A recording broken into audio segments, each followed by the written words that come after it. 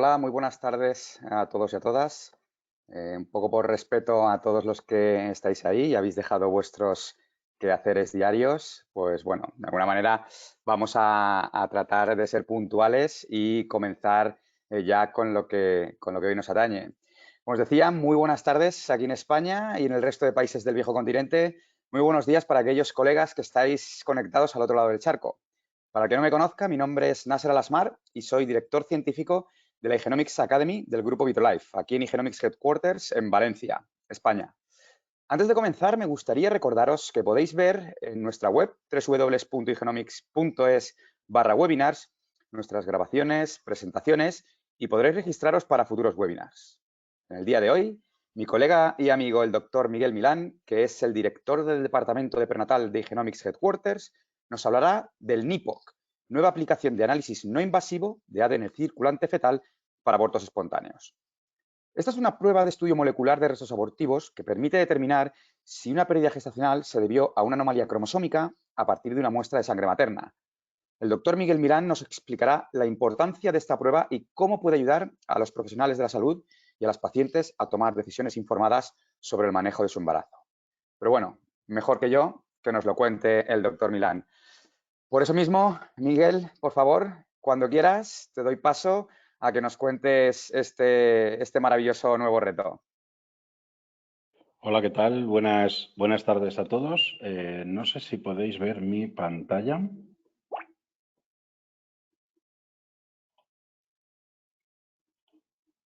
Vale, creo que en estos Ahora momentos mismo estáis viendo mi pantalla. ¿Sí? está en ello. Falta modo presentación. Ahora, Perfecto. Miguel, cuando quieras. Vale, pues nada, muy buenas tardes y buenos días a todos. Y lo primero que quería es, nada, daros la bienvenida y agradeceros a todos el poder estar aquí con nosotros, bien en directo o bien en diferido. A los que estáis en directo, gracias porque sabemos que es una hora después de trabajar, que pues es un añadido. Y para la gente que pues esté en otros países, seguramente con cambio horario, pues también se ha complicado, pues porque los horarios se han complicado, ¿vale? Dentro de lo que son los horarios de trabajo.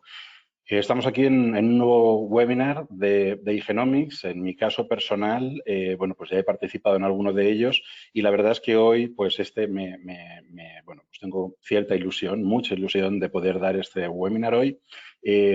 Los webinars anteriores han versado o se han centrado mucho en lo que es la parte de diagnóstico genético prenatal. Ahora nos vamos a mover un poquito hacia esta nueva tecnología que ya acaba de introducir Nasser, ¿vale?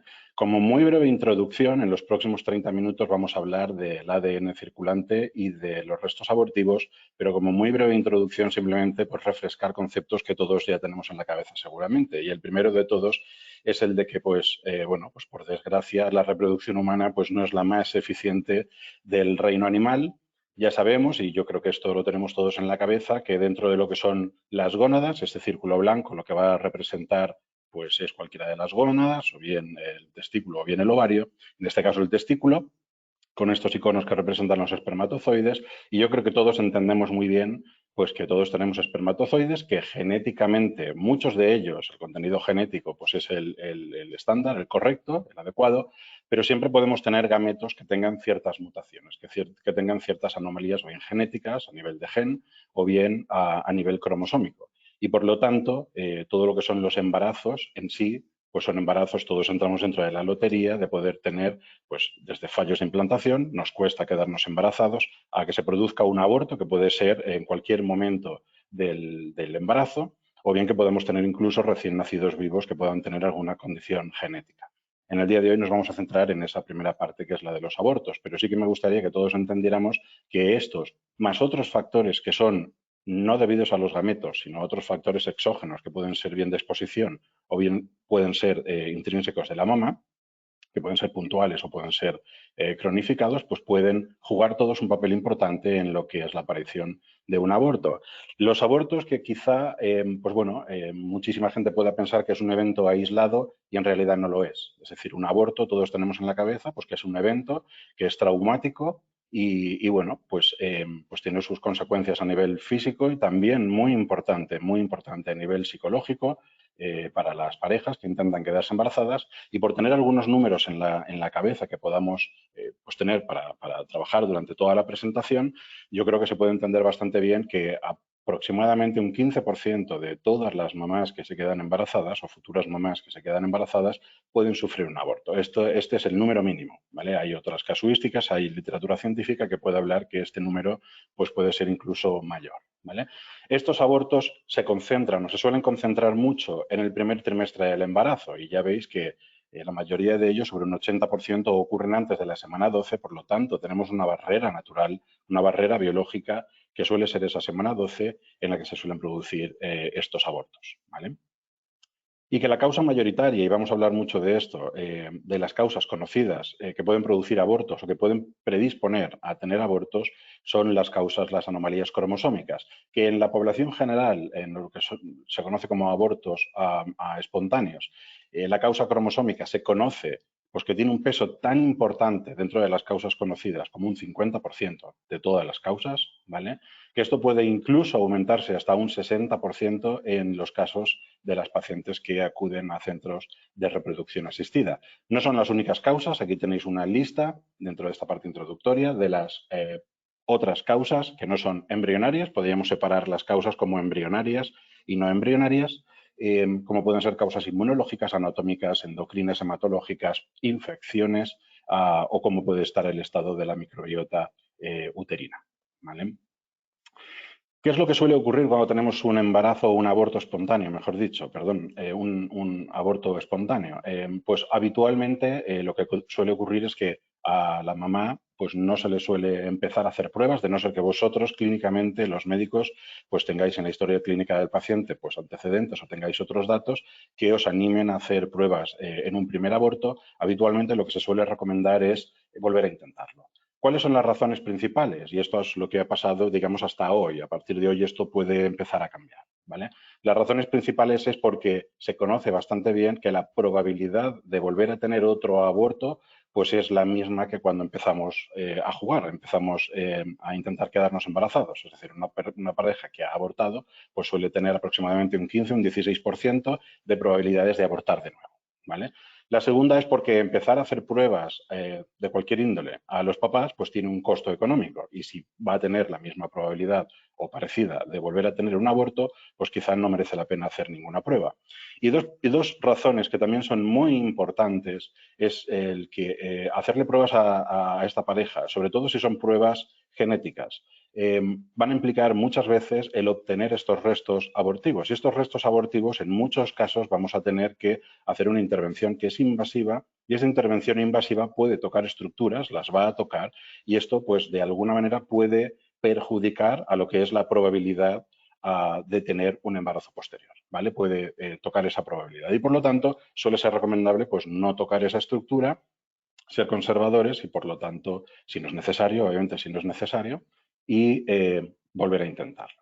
Y por último, porque aún teniendo esos restos abortivos, el hacer estudios, que clásicamente ha sido pues, hacer cariotipos, ya lo sabéis, un cultivo y hacer un cariotipo, ha sido poco eficiente, en el sentido de que muchas veces no tenemos un crecimiento del tejido o no tenemos un resultado y cuando tenemos ese resultado muchas veces no estamos seguros de si ese resultado viene del feto o no viene del feto y cómo podemos utilizar ese resultado. Todo un conjunto hace pues, que en un primer embarazo no se suele recomendar, o en un primer aborto no se suele recomendar empezar con estudios a los padres.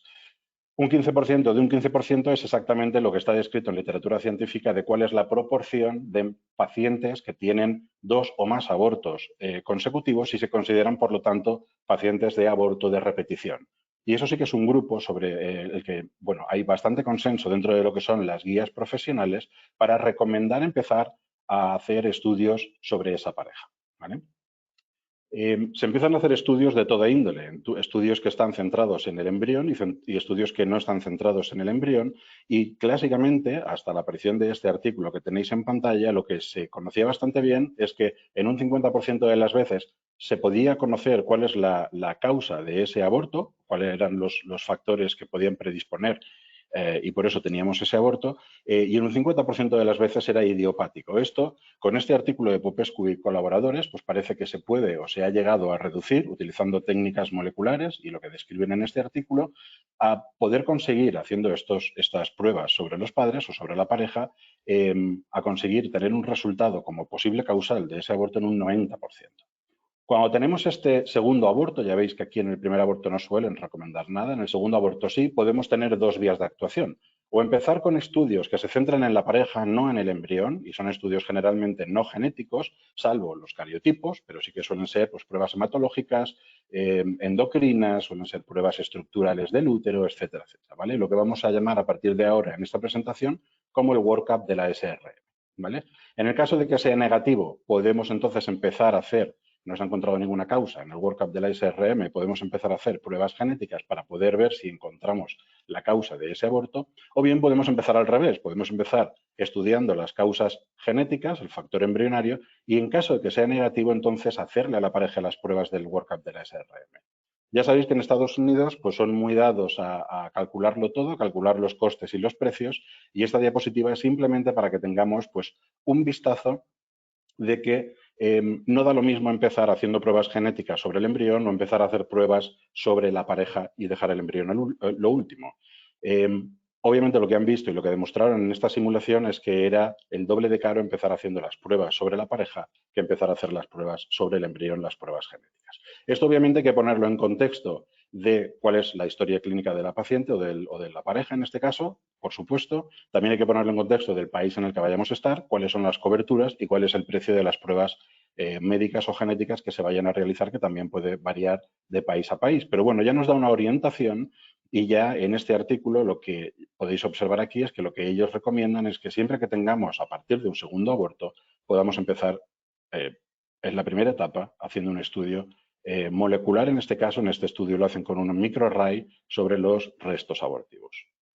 Los tipos de estudios genéticos que se han venido realizando clásicamente han sido el cariotipo convencional y últimamente ya están las mejoras o se han producido mejoras en este campo introduciendo estudios moleculares. ¿Qué características? Ya sabéis que todas las técnicas, todas, absolutamente todas, tienen ventajas y desventajas. En el caso del cariotipo convencional, hablando de las desventajas que han sido solventadas, pues tiene que requerir de un cultivo celular y ese cultivo muchas veces puede no crecer por el estado en el que se encuentran los restos abortivos. Tardan pues aproximadamente un mes en estar los resultados porque necesita que se produzca un crecimiento de ese cultivo y obviamente sacrificarlo y poder estudiar las metafases. No siempre se obtienen unos resultados y cuando se obtienen los resultados, pues muchas veces tenemos un resultado 46XX femenino que no podemos discernir de si es fetal o si viene de la madre. Y por lo tanto es difícil, muchas veces, o se hace difícil saber interpretarlo y saber por dónde tenemos que dirigir el manejo de la paciente. ¿Vale? Esto ha sido mejorado y actualmente esto es lo que se está realizando en muchos laboratorios con los estudios moleculares. Por ejemplo, con la NGS, que le sonará a todo el mundo, con el estudio de microarrays que habéis visto anteriormente. Ambos estudios los realizamos activamente en eGenomics, los conocemos muy bien y son estudios en los que ya solventan ciertas carencias. Por ejemplo, no requiere un cultivo celular, ni requiere que el tejido sea capaz de crecer. ¿Vale? Entonces, simplemente hacemos un aislamiento de ADN que en un porcentaje altísimo de las veces es una calidad de ADN, se obtiene una calidad de ADN suficiente como para poder realizar los análisis, en un tiempo de resultados que obviamente es como de la mitad a un tercio del tiempo que lleva a hacer un cariotipo y con una tasa de obtención de resultados de los cuales podemos ver fácilmente si es contaminado o no es contaminado para poder darle un buen asesoramiento a los pacientes sobre el resultado. ¿Vale? Os presento en este punto sobre los análisis genéticos, porque estos análisis genéticos de los que estamos hablando hasta este momento en la parte de introducción requieren sí o sí la obtención de un tejido y hacer los análisis directamente sobre el tejido. Este es un artículo sobre el que vamos a hablar en breve, en pocas diapositivas, que para mí es una revolución. Es un artículo que ha sido publicado en The Lancet hace poquito. El primer autor, perdonadme que no lo vaya a nombrar, que me perdone el autor, pero es que no sé ni cómo pronunciarlo, ¿vale? Pero es un Lancet y es un artículo en el que han incluido 1000 abortos y podéis observar aquí en la discusión, en lo que os he subrayado en amarillo, que el obtener un resto abortivo no siempre es conveniente o no siempre es posible. Y en este estudio, que era un estudio perfectamente controlado, donde ellos quisieron obtener los restos abortivos de los 1000 abortos, hubo un tercio de los casos en los que no pudo ser obtenido ese resto abortivo. Y por lo tanto, resaltan la necesidad o la conveniencia de que ojalá existieran, y ellos describen esto en su artículo, el poder tener una técnica que sea tejido independiente para hacer este tipo de análisis. ¿Cuál es el papel de Igenomics? ¿Cuál es la experiencia de Igenomics en este tipo de aproximaciones de tejido independiente o análisis tejido independiente? Bueno, nosotros sabéis que realizamos aquí en Igenomics el test prenatal NACE. En el test prenatal NACE lo que estamos haciendo es analizar el ADN libre circulante en mamás que tienen una gestación evolutiva por encima de la semana 10, pero ya muy pronto, cuando empezamos a trabajar con este tipo de test en el laboratorio, nos dimos cuenta de esta circunstancia. Es decir, la primera circunstancia es que teníamos algunas mamás que, porque se puede hacer el análisis en semana 10, vienen justamente en la semana 10 más 0 a hacerse el análisis, antes de haberse hecho un control ecográfico para ver si la gestación es evolutiva.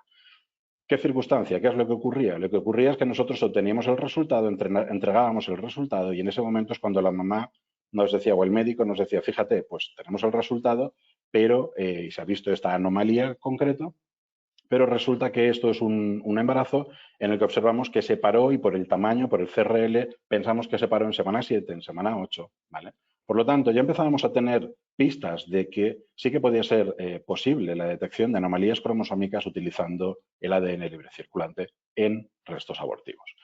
La segunda de las pistas, que también es otra de las características de los test NIPT, ¿vale? Del test NACE en embarazos evolutivos, es el hecho de que, bueno, pues sabéis que dentro de lo que son los embarazos hay una población de mamás que se quedan embarazadas y que tienen lo que se llama el síndrome de gemelo evanescente, que no es otra cosa que mamás que se quedan de gemelos en las que pronto en el embarazo uno de los gemelitos se para, se detiene y el otro pues continúa creciendo y es el evolutivo. Ese embrión que se para se ha parado por alguna razón. Y muchas veces se para porque tiene una causa cromosómica, una trisomía, que produce un aborto temprano y se queda ahí restringido. Y se conoce, como podéis leer en la diapositiva, que los casos de gemelo evanescente son pues la causa más importante de falsos positivos dentro de lo que son los test NIPT, ¿vale? Y que es necesario dejar pasar muchísimas semanas, muchas semanas de gestación desde que se paró este fetito, para que ese ADN ya deje de molestar y podamos obtener un resultado fiable. Por lo tanto, ese ADN, esto no dejan ser otra cosa que abortos y se pueden analizar. En el año 2014 ya se describió por este grupo, 2014-2015, no recuerdo exactamente, por Cecily Clark Ganhard, bueno, pues que sí que se podía detectar en abortos el ADN libre circulante. Y bueno, porque las ideas, digamos que las suelen tener no solamente un grupo, sino varios grupos y además coincidiendo en el tiempo, pues bueno, en el año 2020, junto con cuando nosotros estábamos empezando y estábamos ya empezando a ganar evidencia y a recopilar evidencia de este tipo de procesos para poder validar, hacer una validación y también nuestra publicación, pues salió esta publicación que es un artículo maravilloso del doctor Borrell en el que ellos explicaban también cuál era su experiencia en un estudio totalmente controlado respecto de analizar el ADN libre circulante en el torrente sanguíneo materno, como si fuera un test NIPT, como si fuera un test NACE, en el contexto del aborto de repetición.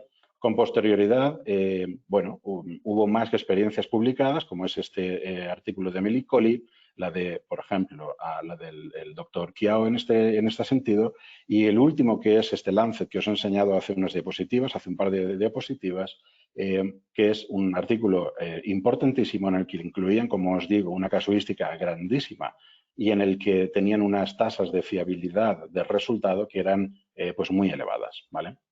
Nosotros también queremos participar y estamos participando en la contribución científica de estas evidencias y con nuestra experiencia, con un estudio retrospectivo de cómo funciona esta detección de anomalías cromosómicas utilizando el ADN libre circulante.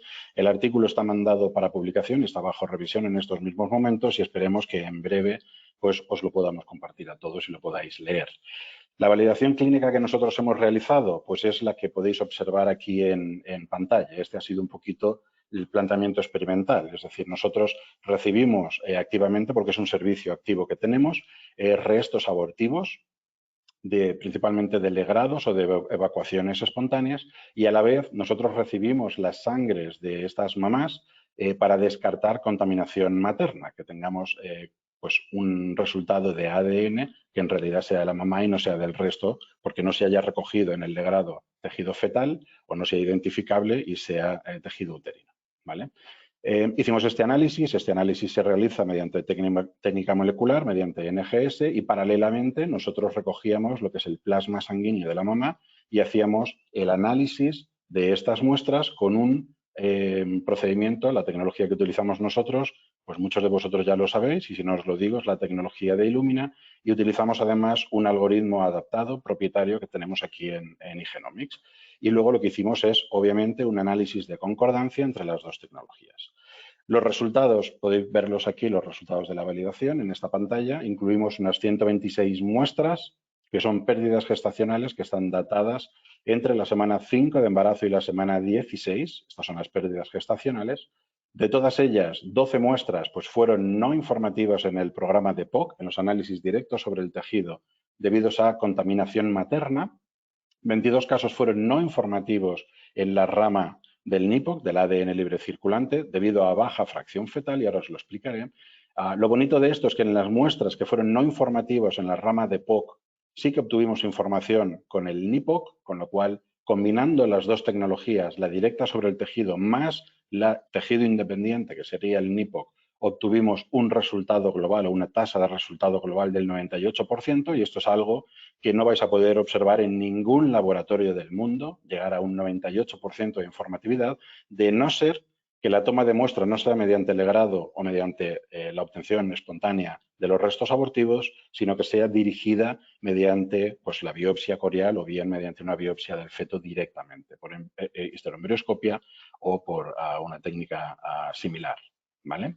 En este caso nosotros tuvimos 22 casos que fueron no informativos por baja fracción fetal, y fue así porque nosotros el estudio lo hemos hecho de forma no controlada. Es decir, estas son muestras que vienen porque quieren analizarse ese legrado.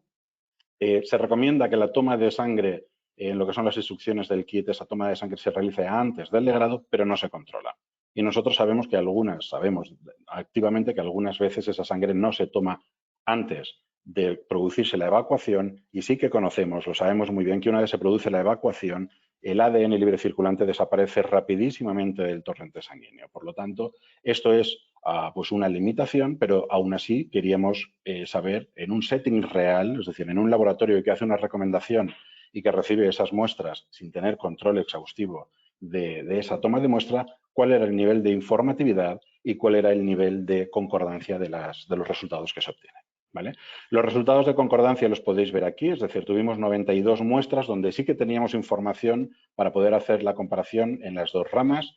3 de las muestras fueron triploides, que los hemos excluido de este cálculo de la concordancia por comparar peras con peras y manzanas con manzanas. Es decir, una de las características de los NIPTs, o de la inmensa mayoría de los NIPTs, es que no pueden detectar triploidías y, por lo tanto, pues no sería justo mirar la concordancia si no podemos hacer esa comparación. Es una limitación que tenemos que tener en cuenta, por supuesto, a la hora de indicar o no el test, pero no a la hora de realizar este grado de concordancia. Por lo tanto, nos quedaban 89 muestras donde sí que podíamos comprobar la concordancia, y fijaros que 78 de 89 muestras sí que tuvimos un resultado que fue completamente concordante, lo que nos da un 88%.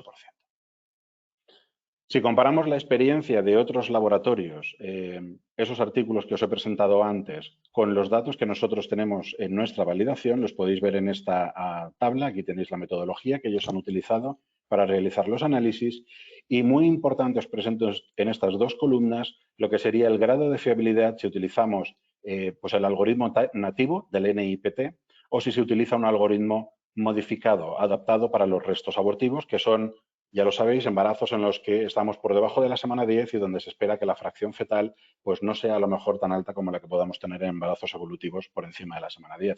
Y lo que podéis observar es que obviamente aquellos laboratorios que sí que están utilizando algoritmos adaptados, en sus experiencias están teniendo pues unos porcentajes de rendimiento diagnóstico, si podemos llamarlo así, pues mucho mayores que si utilizamos un algoritmo nativo puro. ¿Vale? En nuestro caso, lo que obtenemos es un 88%, que es muy parecido a los resultados de fiabilidad descritos en ese Lancet, con 1000 abortos estudiados, y podéis ver que tenemos como un 10% de mejora de rendimiento diagnóstico. Si hablamos en torno a la estrategia de qué es lo mejor cuando tenemos una paciente con un aborto, o en caso concreto de abortadora de repetición, y la vamos a empezar a hacer pruebas, ¿cuál es lo más coste eficiente? Bueno, existe este artículo en cuanto a coste-eficiencia, no es un artículo a lo mejor pues dirigido a coste-eficiencia, es también del doctor Borrell, en este caso del grupo de Yuval Yaron, en el que describieron que pacientes que únicamente se realizaban el workup de la SRM pues tienen este nivel de coste para este nivel de detección, lo podéis ver aquí, de detección de la causa de la pérdida.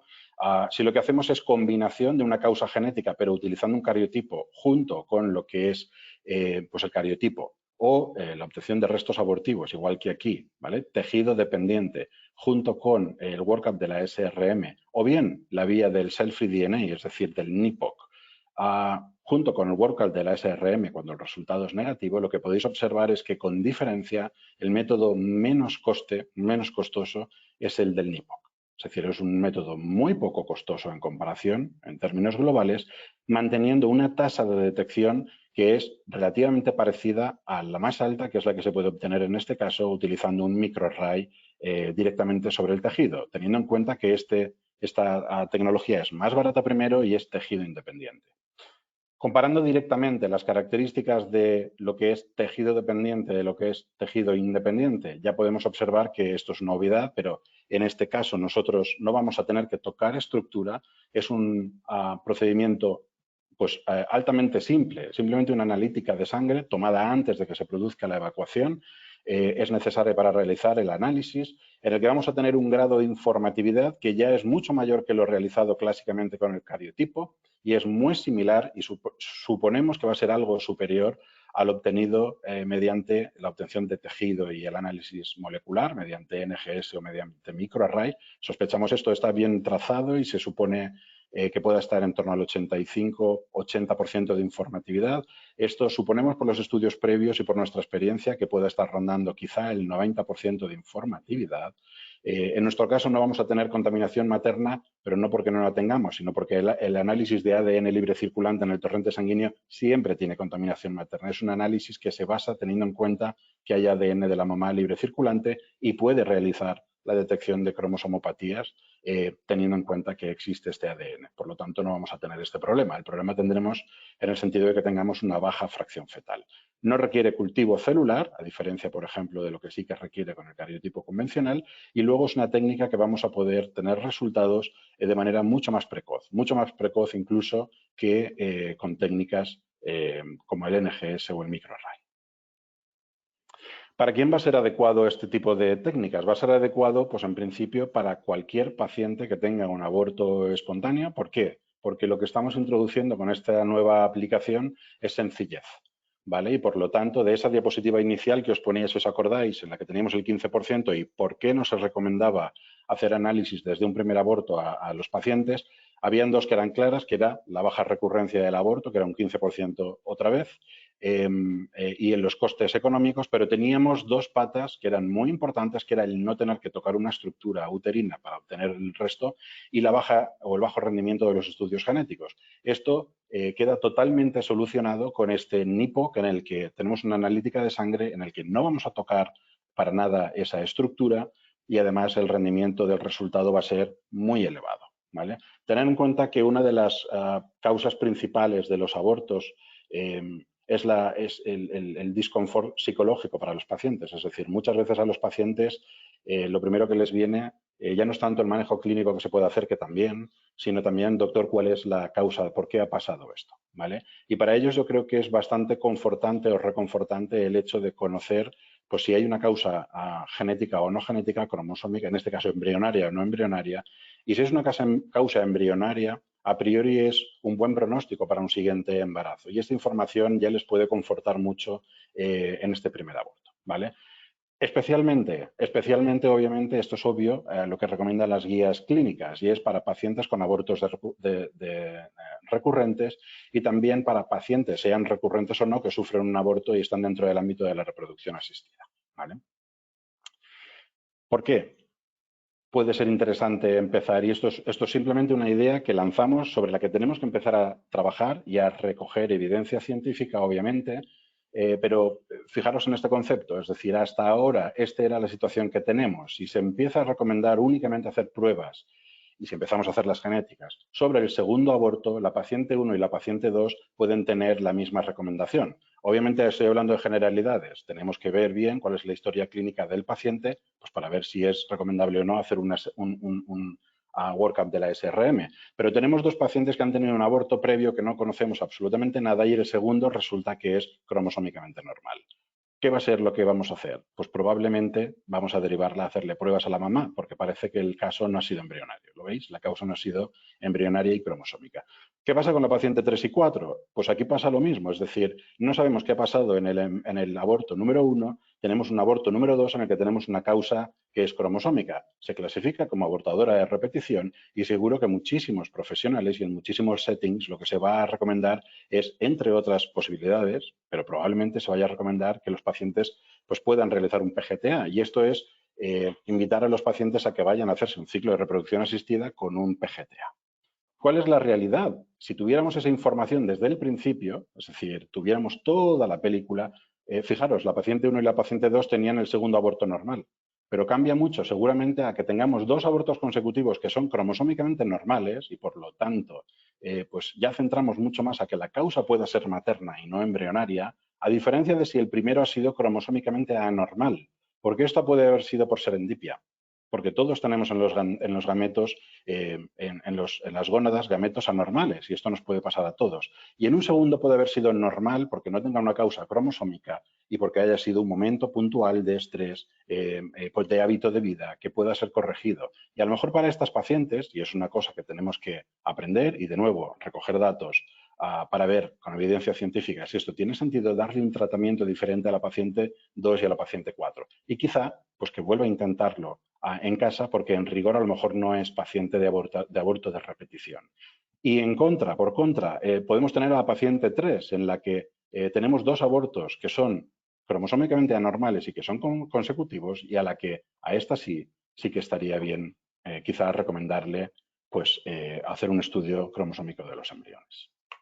El procedimiento es altamente sencillo, es sencillísimo, es tal cual lo que vosotros conocéis y tenéis experiencia respecto al test NACE y los test NIPT.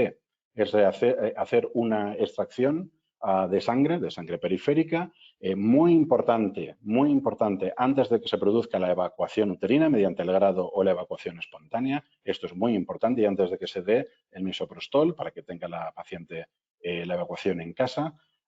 Y tener en cuenta que es muy importante que se realiza porque necesitamos que ese tejido, ese feto, esos restos abortivos que están todavía dentro de la mamá estén liberando ADN al torrente sanguíneo y que no se evacúe y se pierda.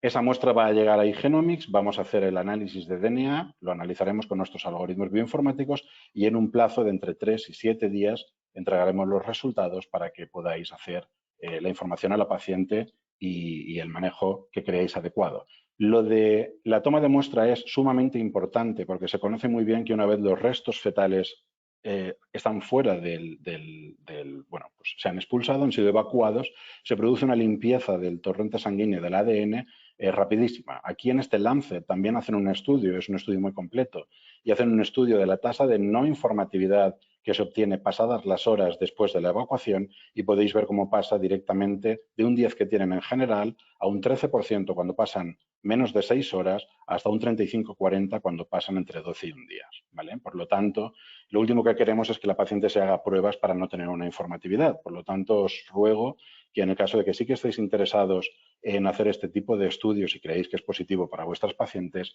sea este un factor y un parámetro a tener en cuenta y a controlar. ¿Vale? Las limitaciones del test, ya acabando la presentación, pues son las típicas de las técnicas moleculares realizadas por NIPT, ¿vale? Es decir, no pueden detectar poliploidías tales como las triploidías que representan aproximadamente un 5% de la población general. La población general me refiero de los abortos, ¿vale? Generales, espontáneos. En el caso de la reproducción asistida, pues supone aproximadamente un 1,5%, por lo tanto, fijaros, es una población que se puede beneficiar mucho de esta limitación o es menos limitación para esta población. ¿Vale? No puede detectar disomías uniparentales, no puede detectar deleciones o duplicaciones que estén por debajo del umbral de detección de la técnica que estamos realizando no puede detectar tampoco reordenamientos cromosómicos equilibrados, ¿vale? Como no pueden detectar otras muchas técnicas moleculares. No pueden detectar, obviamente, mutaciones genéticas porque no está preparada la técnica para detectar mutaciones genéticas, como pueda ser la que encontramos enfermedades como la fibrosis quística, como el Huntington, etcétera, etcétera. No puede detectar tampoco ni distinguir cuando las trisomías que detectemos pues provengan de una translocación robertsoniana, pero no es nada que vosotros ya conozcáis de otras técnicas moleculares. Y luego tiene también como extra las limitaciones de estar analizando o realizando un análisis genético o cromosómico en el torrente materno, que son las mismas que tiene el test NACE. Es decir, es muy poco frecuente, pero puede ocurrir que tengamos veces de mamás que puedan haber recibido pues hace poquito una transfusión y que o un trasplante o una terapia con células madre, o que la mamá esté sufriendo un proceso cancerígeno y no lo sepa, o que tenga un mosaico, la mamá sea mosaica, y todo esto lo que hace es que tengamos una condición de ADN anormal, ¿vale? O diferente en la sangre que puede interferirnos con el resultado. Esto es una limitación, pero sí que es cierto que es muy poco frecuente, muy poco frecuente. Tan importante como para quién es también para quién no es. Entonces, sí que me gustaría incluir esta diapositiva en la presentación y decir que es poco frecuente encontrar este tipo de pacientes, pero existen, y no sería una técnica, la del NIPOC, recomendable para cuándo. Para cuando sospechemos que en el embarazo o en la pérdida gestacional en curso, pues podamos tener una triploidía.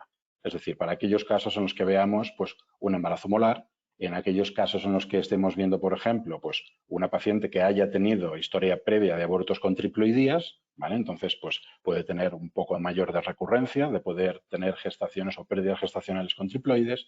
En casos en los que tengamos también parejas donde al varón se le ha detectado un FIS de espermatozoides anormal, es decir, que en su gónada y en sus gametos pues tiene un mayor porcentaje respecto de la población normal de espermatozoides diploides, lo que puede producir triploidías cuando se junte con el ovocito, y en casos de gestación conseguidas mediante tratamientos de reproducción asistidas en los que pues, haya habido una fecundación anormal y se hayan observado, por ejemplo, 3 pronúcleos, y por lo tanto son embriones que si se han transferido están a riesgo de poder ser triploides.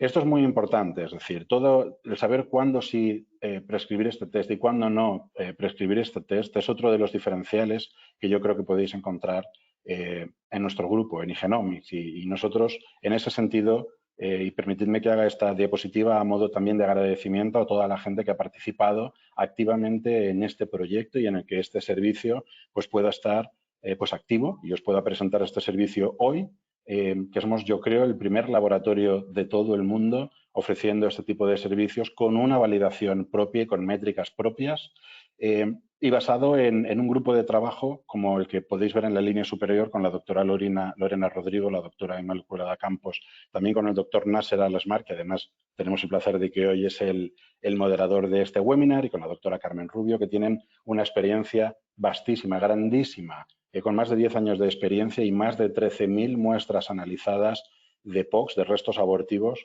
o de análisis genéticos en restos abortivos directamente sobre el tejido, unido junto con la experiencia que hemos ganado el grupo de diagnóstico genético prenatal de Igenomics, con todo el conocimiento acumulado que tenemos del ADN libre circulante y cómo funciona y cuál es la biología de este ADN en todo tipo de embarazos y ahora también en abortos, y cómo no, pues a la parte del equipo de bioinformática que pues trabaja junto con nosotros codo con codo y que nos permite también pues adaptar los algoritmos y poder tener pues servicios como este preparados para todos vosotros, ¿vale? Como os decía, con una validación que es propia, y esto es algo diferencial de Igenomics, donde tenemos métricas de rendimiento del test y sabemos dónde funciona bien y dónde no funciona bien el test, dónde puede flojear de primera mano con esa validación que hemos realizado, y con un algoritmo que recalco, pues un algoritmo dual que utilizamos, que es propio, que proporciona un 10% de mejor rendimiento diagnóstico, lo cual pues obviamente lo primero, las consecuencias más obvias es que vamos a tener menos falsos negativos, menos falsos resultados, más fiabilidad, y esto va a permitir que obviamente ese resultado permita tener un mejor manejo y consejo reproductivo a la paciente. Y permitirme acabar ya con estas 3 conclusiones, pues que las podéis ver aquí perfectamente, ¿vale? Que es que en las parejas que sufren un aborto espontáneo, pues puede ser realmente interesante conocer cuál es el motivo de esa pérdida gestacional por muchas razones, pero también tener en cuenta pues, la causa psicológica, que puede ser bastante reconfortante para las parejas. Y ahora es muy sencillo, es una muestra de sangre y se obtiene un resultado en pocos días, con lo cual puede ser un manejo realmente interesante de realizar con nuestros pacientes. Tener en cuenta que lo que buscamos con este tipo de estudios son causas cromosómicas que se conoce perfectamente, que responden a un 50% de todas las causas conocidas de pérdidas, sobre todo en embarazos tempranos, y que tenemos una nueva herramienta ahora sobre la mesa que ofrece una posibilidad que nunca antes teníamos, ¿vale? Y es el de evaluar pues estas causas genéticas de una manera no invasiva, no tocamos ninguna estructura, que eso ya es atractivo de por sí, muy simple, que es realmente fiable y que además, desde un punto de vista económico global, ¿vale? Pensemos en todos los países, no solamente en España, que es desde donde yo estoy dando este webinar y quizá desde donde tengamos pues gran parte del público que está viéndolo, menos costosa, ¿vale? Bueno, con esto yo acabo la presentación y quedaría un poco, quedaría a vuestra disposición para las preguntas que queráis realizarnos. Muchas gracias, Miguel. Como siempre, la verdad es que la explicación que nos has hecho ha sido estupenda. Me imagino que hay ya, de hecho, muchas preguntas, aunque, como te digo, tus explicaciones, desde que empezamos ya hace muchos años te tuve como profesor en la clase del máster, pues la verdad es que un auténtico placer. Pero bueno, no me quiero enrollar porque tenemos varias preguntas y no me gustaría que se quedaran algunas en el aire. Sí que quería recordaros, antes de empezar con la batería de preguntas, que si se queda alguna en el aire por temas de tiempos, no os preocupéis porque os contestaremos personalmente a cada uno de los que hayáis preguntado. Y también quiero empezar, Miguel, diciéndote que hay muchas preguntas con relación al precio. Y yo creo que esto también, desde la parte de nuestros delegados comerciales, ya les harán saber a todos los equipos médicos que estén interesados en el precio que va a tener dicha prueba. Comienzo, Miguel, Sí. si te parece, por una pregunta específica que nos preguntan acerca de la heparina. Que si la heparina, si sabemos si podría llegar a afectar a los resultados de la prueba. Pues es muy buena pregunta y la respuesta es igual que pasa con el NIPT en general. Es decir, yo creo que son muy poquitos los laboratorios, nosotros sí que somos uno de ellos, en los que hacemos recomendaciones específicas para la heparina en relación a gestaciones evolutivas. Aplicaría exactamente igual para el caso de los restos abortivos. Es decir, es un análisis en ADN libre circulante. La heparina la tenemos en el torrente sanguíneo materno e interfiere o puede interferir de la misma manera. Entonces, sabéis que nuestra recomendación, y no sé si todo el mundo lo sabe dentro de la audiencia, pero nuestra recomendación siempre que la mamá esté recibiendo heparina es el de intentar, no es el de no realizar el análisis, porque existe muy poquita literatura científica al respecto a cómo interfiere, si interfiere o no interfiere y cómo interfiere, y además la poquita que hay es contradictoria, ¿vale? Entonces, nosotros preferimos ser conservadores y dado que dentro del único paper, creo recordar, que dice que la heparina puede tener interferencias sobre este tipo de análisis, en ese mismo artículo también ofrecen la alternativa, qué es lo que se puede hacer, ¿vale? Para que no moleste. Y lo que se puede hacer es simplemente espaciar lo que es la toma de muestra. Entonces, en el caso de un embarazo evolutivo, obviamente es fácil, podemos esperar 1, 2, 3 días, lo que queramos. No va a haber problema porque tenemos un embarazo evolutivo. En el caso de una pérdida gestacional siempre tenemos el problema de que esperar lo que puede producir es que pues obviamente se produzca la evacuación y no podemos realizar el análisis, pero obviamente si la paciente se acaba de pinchar la heparina, nosotros siempre recomendamos al menos espaciar 12 horas esa toma de muestra para poder realizar el análisis, o bien, si puede ser overnight o todo el día, es decir, si me pincho a las 7 de la mañana, pues intentar tomarme la muestra a última hora de la tarde, por ejemplo, ¿vale? O si me la pincho a las 9 de la mañana, pues irme a hacer la toma de muestra, que ya han pasado 24 horas, hacerme la toma de muestra del NIPO, que en este caso, justo antes de la administración de la heparina, para dejar, ¿vale?, que se pierda la heparina lo máximo posible. Estupendo, Miguel, muchas gracias. Nos preguntan también, que creo que has comentado parte durante la presentación, si recomendaríamos esta prueba en abortos provenientes de FIP-PGTA. Vale, es muy buena pregunta. Es muy buena pregunta. A ver, yo te diría que sí que lo recomendaría para el caso de FIB. Tenemos que pensar bien si se recomendaría para el caso de PGTA. Es decir, si en casos de PGTA, ¿por qué? Porque ya se ha hecho un análisis previo en los casos de PGTA y ya se ha transferido un embrión que en principio es euploide. Donde si lo que se quiere hacer es una confirmación de que realmente pues, no se ha perdido porque tengamos un mosaicismo, o se haya podido escapar un mosaicismo. Sabéis que el mosaicismo es una limitación pues para muchas de las técnicas que vamos a utilizar, ¿vale? Para el PGTA también. Entonces, si se quiere hacer como confirmación, se puede intentar. Donde yo le veo mucho sentido, y esto también iremos ganando, yo creo que experiencia, veo mucho sentido en pacientes que vienen de FIB o que vienen de ICSI, que no se han realizado un PGTA. ¿Por qué? Porque todos esos pacientes ya sabemos que están dentro de la misma rueda, no han tenido análisis cromosómico, no se les ha transferido un embrión teóricamente euploide y por lo tanto sí que pueden tener un embarazo que sea aneuploide. Están a mayor riesgo de. Y son pacientes que muchas veces pues son pacientes que les ha costado, obviamente, están en un ciclo de reproducción asistida, pues porque no han conseguido o tienen muchas dificultades de quedarse embarazados de manera natural y es un embarazo muy valioso. Y ese ciclo en el que están, pues es un ciclo muy valioso, o los pocos que puedan tener, y además muy costoso.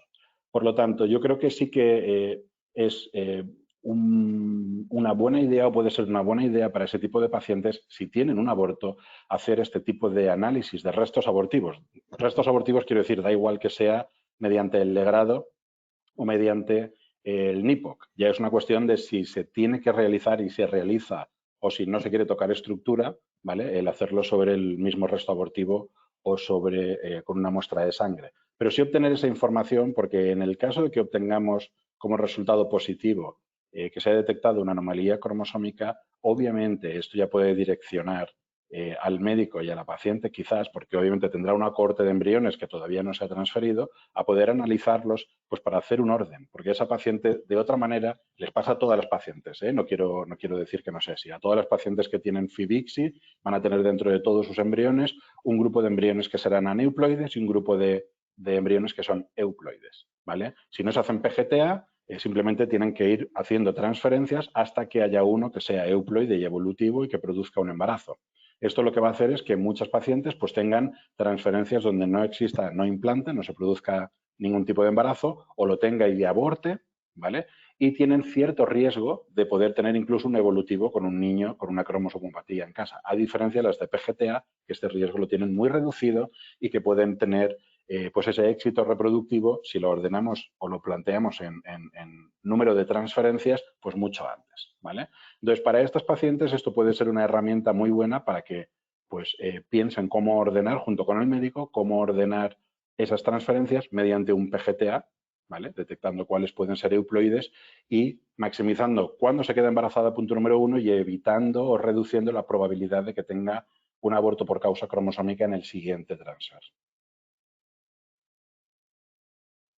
Estupendo, Miguel. Gracias. Pasamos a la siguiente, que dice así: cuando el resultado es aneuploide, entiendo que se informa de la alteración detectada. ¿Puede cambiar la recomendación dependiendo del tipo de alteración? Y si la respuesta es que sí, ¿y Genomics nos orienta en este sentido? La respuesta es que te diría que sí. Es decir, de forma general también entender que lo que hacemos nosotros es un análisis molecular.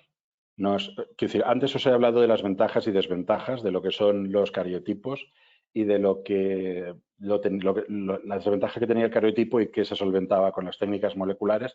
Las técnicas moleculares tienen también desventajas que cubriría un cariotipo y esas no las tenemos. Es decir, nosotros podemos ver si existe una trisomía, pero no podemos saber para algunos cromosomas en concreto, por ejemplo, para los acrocéntricos, si pueden venir de una translocación o no, ¿vale? Y por lo tanto, las recomendaciones sí que pueden cambiar. No es lo mismo que tengamos trisomías puras de todo un cromosoma a que venga de una translocación. O que la anomalía que nosotros veamos sea una aneuploidía a que sean parciales en dos cromosomas y que podamos sospechar que pueda existir una translocación.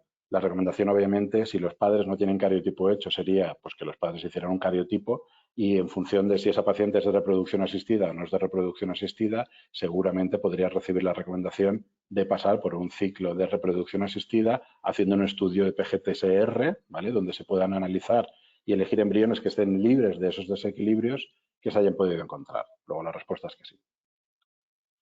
Gracias, Miguel.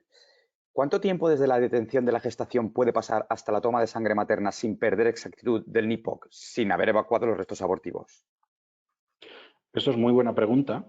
Esto es muy buena pregunta y la respuesta es no lo sabemos. Es decir, sí que dentro de lo que es el estudio de validación que nosotros hemos realizado, y tampoco lo hemos visto descrito en ninguno de los artículos que os he enseñado anteriormente, ¿vale? No lo recuerdo haber visto descrito. En nuestra experiencia, nosotros tenemos de todo tipo de abortos y de recogidas, pero sí que suele ser bastante frecuente que el punto de cuando se para el aborto y el punto de la recogida del resto abortivo y de la sangre sean relativamente próximos. No hemos tenido casos, por ejemplo, tan extremos como que se haya perdido en semana 5 y recojamos la sangre en semana 10 o en semana 12. ¿Vale? Por lo tanto, también tener en cuenta que cuando se estratifica tanto, ¿vale? Y la validación que tenemos son 126 muestras, que está muy bien para tener idea global de cómo puede funcionar el servicio de manera global, pero luego vamos a tener que ir ganando experiencia conforme vayamos funcionando. Esto es así, se necesitan miles de muestras para poder hacer una estratificación y sacar datos de especificidad y funcionamiento por bloque, ¿vale? Entonces, no lo sabemos, pero sí que es un punto sobre el que queremos trabajar y queremos recabar información para poder, pues en un futuro, en 1, 2 años, 3 años, no lo sé, poder tener casos en los que, por ejemplo, la pérdida gestacional se ha producido en semana 6, se vaya a recoger la sangre en semana 12, por ejemplo, y decir, mira, pues en semana 12 tu fiabilidad es esta y se hace la toma de muestra o no se hace la toma de muestra. Respecto a más temprano, que obviamente tiene sentido que vaya a ser muy fiable. Es Claro, algo porque que no olvidemos, intentaremos. no olvidemos que, como bien decías, Miguel, es una técnica novedosa que pensamos que somos el primer laboratorio en el mundo en el que hemos validado internamente la técnica para poder ofrecerla, que de hecho, otra de las preguntas un poco recurrentes es que si estaba disponible desde ya. No sé si eres tú la persona que lo tienes que contestar, porque también están preguntando acerca de cómo se realiza el envío, etcétera, que entiendo que temas de envíos, precios, etcétera, los delegados comerciales ya se pondrán en contacto con ellos, además que tenemos los nombres de todos los que están preguntando. Pero bueno, el tema de que si está disponible ya, no sé si tú nos lo puedes contestar. Está disponible ya en España, es decir, en Mercado España, es decir, en el país España, sí que cualquier profesional que quiera enviarnos muestras lo puede hacer a partir de ya. Es simplemente lo que tú estabas comentando, es que se ponga en contacto con nuestros delegados comerciales para que puedan informarle y puedan pues ya activar, digamos, el servicio para esta persona en concreto y podemos empezar a recibir muestras. Y tenemos pensado que el servicio pueda estar activo a nivel mundial en diferentes países, pues en breve. Estupendo. Nos pregunta también que si la madre es portadora de una translocación cromosómica, ¿sería fiable el recomendar un NIPOC? A ver, aplica exactamente o muy parecido a lo que se está realizando, por ejemplo, con los estudios directos sobre el legrado. Es decir, no esperamos obtener cosas diferentes. Es diferente a que la mamá, por ejemplo, tenga un desequilibrio y tenga una translocación o tenga una inversión y sea equilibrado, con lo cual esto nosotros dentro de lo que es el análisis de DNA no nos va a molestar, porque si los fragmentos y la fracción fetal es adecuada y si los fragmentos son suficientemente grandes, por encima de 7 megabases, que es la resolución que tiene la técnica de NIPO que vamos a utilizar, sería esperable detectar esos desequilibrios, ¿vale? Si son inferiores, obviamente no, pero tampoco se podrían detectar probablemente con otra técnica que no fuera sobre restos directos y con un microarray, ¿vale? Y eso en el caso de que la mamá sea equilibrada. En el caso de que la mamá sea desequilibrada y simplemente pues tenga algún desequilibrio que sea suficientemente pequeño en una región o en un cromosoma, pues que no le produzca a ella pues efectos o sintomatología clínica, ¿vale? Y no se pueda saber. Obviamente esto sí que nos podría afectar. Lo que pasa es que no se espera que esto ocurra generalmente con tamaños superiores a 7 megabases, ¿vale? Es decir, simplemente nosotros esos desequilibrios no los detectaríamos. Y eso es una de las partes de limitación que podemos compartir con todos vosotros si queréis. Perfecto, porque también me has resuelto otra de las preguntas que venían a colación, que era si se detectaban anomalías segmentarias con el NIPOC, que entiendo que es a partir de esas 7 megabases que nos comentabas cuando podríamos detectarlas. Estupendo, pues vamos a la siguiente pregunta. ¿Cómo abordamos los NIPOC negativos sabiendo que hay un riesgo no descartable de poliploidías no detectadas? ¿Habría opción para cubrir esa incertidumbre? Actualmente no hay opción. Es decir, en el caso de que, y aquí sí que me gustaría ser claro, es decir, esto es una nueva tecnología que aparece y que cubre quizá un hueco, ¿vale? O que da una oportunidad para muchas pacientes que a lo mejor no tendrían análisis de restos, por muchas razones, porque no queremos tocar no se desee tocar la estructura uterina, porque queremos tener mejor oportunidad o mejor probabilidad de un embarazo futuro. Em, em, Perdón, Nasser, la pregunta, que estaba pensando en otra cosa y se me ha ido. Y no, te decía que cómo abordamos aquellos NIPOC negativos, sabiendo que hay un riesgo no descartable de poliploidías no detectadas, si habría Exacto. opción para cubrir esta incertidumbre. Ese pequeño Sí, porcentaje de FIP que nos comentabas del 1,5, que podía llegar sí, al 5 en disculpadme. casos de... Nada, no Disculpadme. te Sí, preocupes. con la técnica de NIPOC, con la técnica de NIPOC no se puede. Es decir, nosotros, si cada vez que tengamos una paciente y le vayamos a prescribir un NIPOC, sabemos que tenemos pues un 90%, un 95% de causas cromosómicas potencialmente detectables dentro de lo que son las habituales que producen abortos el primer trimestre, y luego tendríamos ese 5% que son las triploidías o un 1,5 en probación de reproducción asistida, que sería no detectable. Y es la limitación de la técnica. Es decir, el médico cuando prescribe tiene que ser consciente de que tiene esta limitación. ¿Vale? Hablado con los médicos muchas veces, esta limitación para ellos no es importante porque la alternativa es cero. Es decir, lo que yo voy a ganar haciendo un test NIPO, que es un 95%. ¿Vale? Si no le hiciera un test genético a la paciente, lo que tendría que recomendarle seguramente sería ir hacia pruebas. Que si no quiero tocar estructura uterina, no quiero realizar un legrado, quiero dar el misoprostol y que tenga el evacuado en casa. La única alternativa de pruebas que le puedo realizar a la paciente es el de la workup de la SRM, alguna o todas las pruebas del workup de la SRM. Luego, frente al 100%, aquí sería ese 5%. Luego yo creo que es un beneficio. ¿Vale? Y lo que estaba diciendo, que por eso se me ha ido un poco el hilo, es que esta técnica no se tiene que percibir tampoco como, no sé si voy a chafar alguna de las preguntas que puedan venir a continuación, no se tiene que percibir, se tiene que percibir como una nueva posibilidad, como una nueva herramienta para trabajar, ¿vale? No como sustitución de lo que es el trabajar sobre el tejido y sobre el legrado. Obviamente, el legrado lo hemos utilizado como gold estándar, tiene un poquito mejor de capacidad de detección en cuanto a lo que son peras con peras y manzanas con manzanas, que es lo que hemos visto, y además tiene como adicional el que podemos detectar esas triploidías. Por lo tanto, si para el médico que vaya a prescribir o que quiera tener esa información genética le es importante la triploidía, él sigue pudiendo ir a hacer el estudio con el legrado. Esto no deja de tenerlo. Fenomenal, porque sí que era otra de las preguntas de si esta tecnología era sustitutiva de los antiguos legrados, etcétera. O sea que No, fenomenal. no. Y de hecho nosotros, déjame que haga una puntuación aquí, una Sí, sí, puntualización, sí. si no te importa, Nasser. Así que me gustaría comentarlo. Es decir, para aquellos profesionales que estén trabajando ya con restos, haciendo análisis genéticos en restos abortivos o que puedan pensar en hacerlo. Y para aquellas pacientes donde sí que se quiera, quiero decir, que no sea por contraindicación médica o porque quieran preservar la estructura uterina o lo que fuera, ¿vale? Sí que vayan a realizar un legrado y vayan a obtener ese tejido. Yo creo que la vía para ir es hacer los estudios moleculares sobre estos restos abortivos, porque ya hemos visto durante la presentación que son los que tienen mejor tasa de detección y al final vamos a tener, aunque sea un poquito más, pero tenemos más y vamos a poder darle un mejor consejo reproductivo a la paciente. ¿Vale? Esta técnica NIPO, que es una alternativa que no existía antes, mucho más simple para llegar a otras pacientes a las que no vamos a poder obtener un legrado. ¿Vale? Y el médico tampoco quiere realizar un legrado y, por lo tanto, vamos a tener cero probabilidades de tener ni oportunidad de tener un resultado genético. Y vamos a ganarlo con este NIPOC. Muy bien, Miguel. Vamos casi a ir finalizando, a pesar de que siguen entrando preguntas. Como digo, no vamos a dejar de responder ninguna de ellas, con lo cual aquellas que no podamos realizarte se las haremos llegar en las próximas semanas.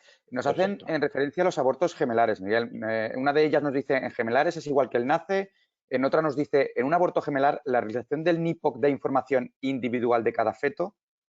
No, no, mira, para empezar igual que en el NACE, es decir, en el NACE nosotros cuando es un embarazo gemelar no damos información individual de cada feto. ¿Vale? Esto es una cosa que es a tener en cuenta, muy importante, ¿vale?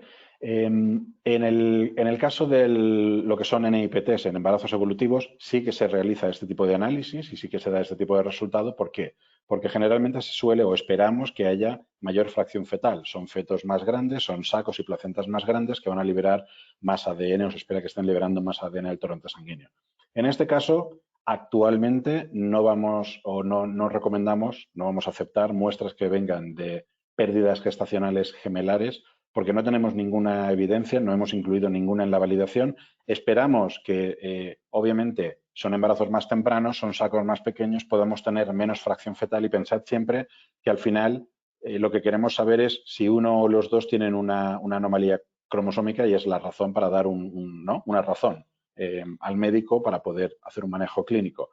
Esto lo podemos estar perdiendo y podemos tener casos no informativos o en el que el global del ADN de los dos fetos se mezcle y no podamos perder por dilución, porque me gustaría ver si puedo explicarlo bien, sería como un mosaico, ¿vale? Es decir, el tener un embarazo gemelar en términos de análisis de ADN en el torrente sanguíneo es un mosaico, ¿lo veis? Al 50%, porque nosotros tenemos todo el ADN y ese ADN no tiene etiqueta, no nos dice es de feto 1 y de feto 2, ¿vale? Luego, siempre estamos trabajando con mosaicos al 50%.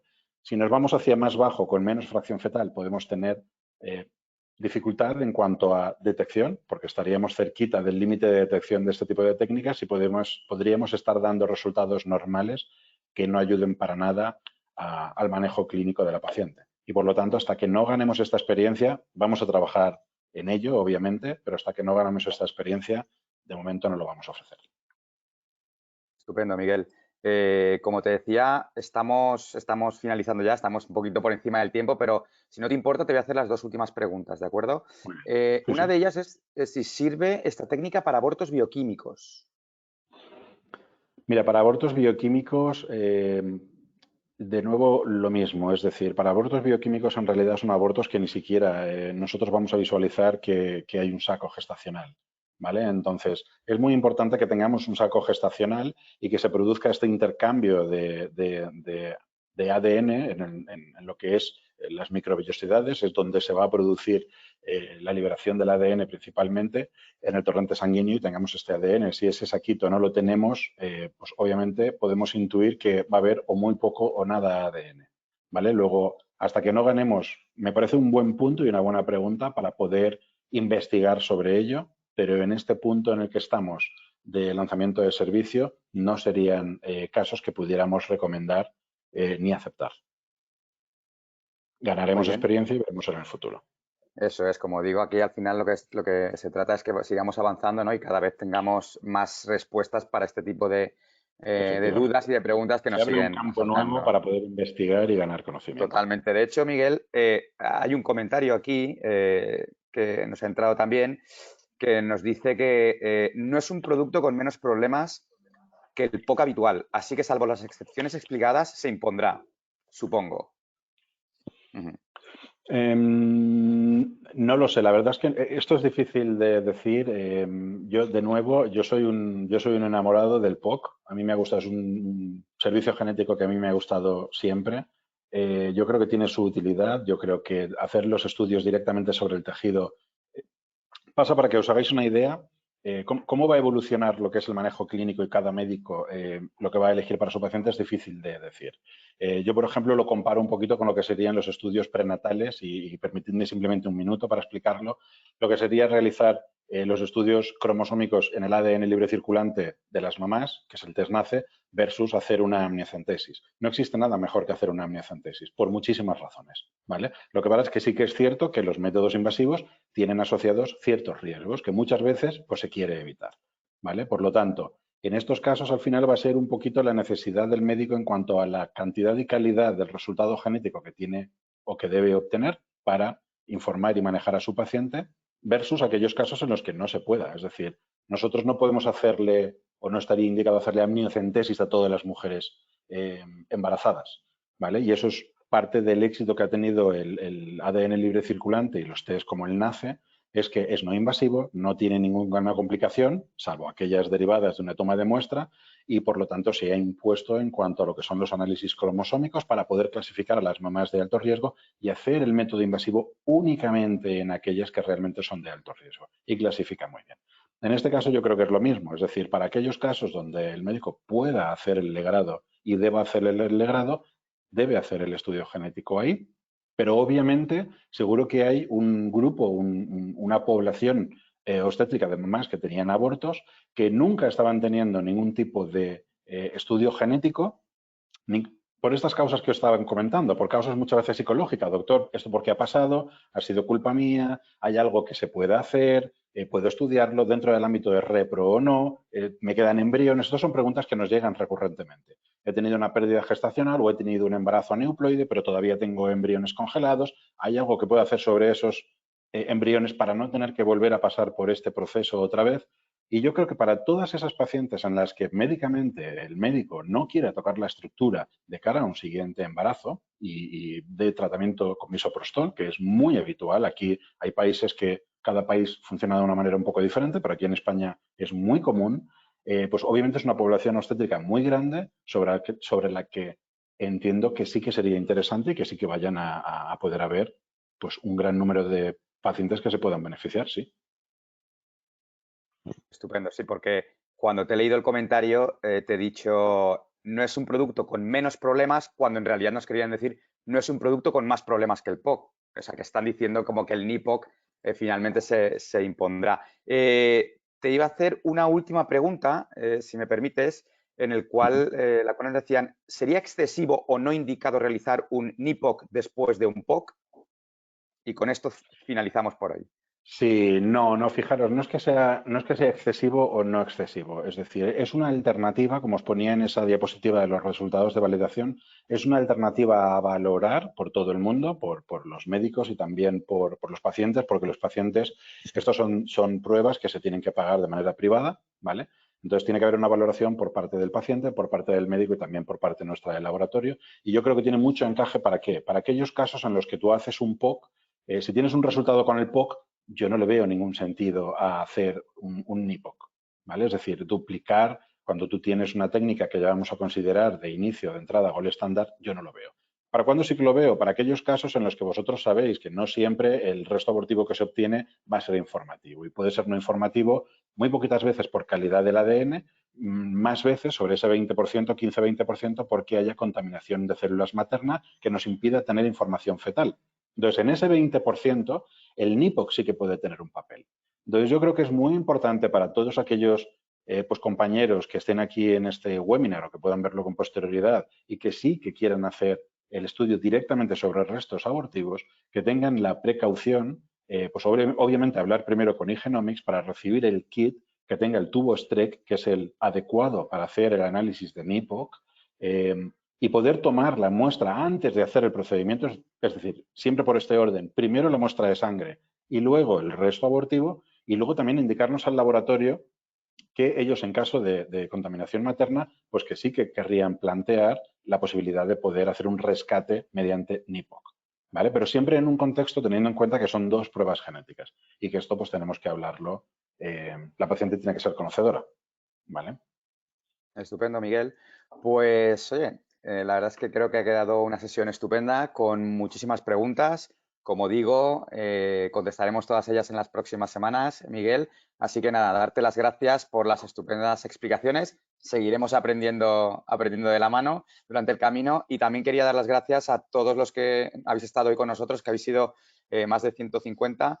Y nada, emplazaros para los próximos objetivos, que cuando Miguel acabe publicando un artículo y siga investigando de acuerdo, pues estaremos aquí para contaros. Agradeceros también las gracias. Miguel, te han mandado muchísimas gracias, muchísimas felicitaciones, con lo cual entiendo que ha gustado mucho.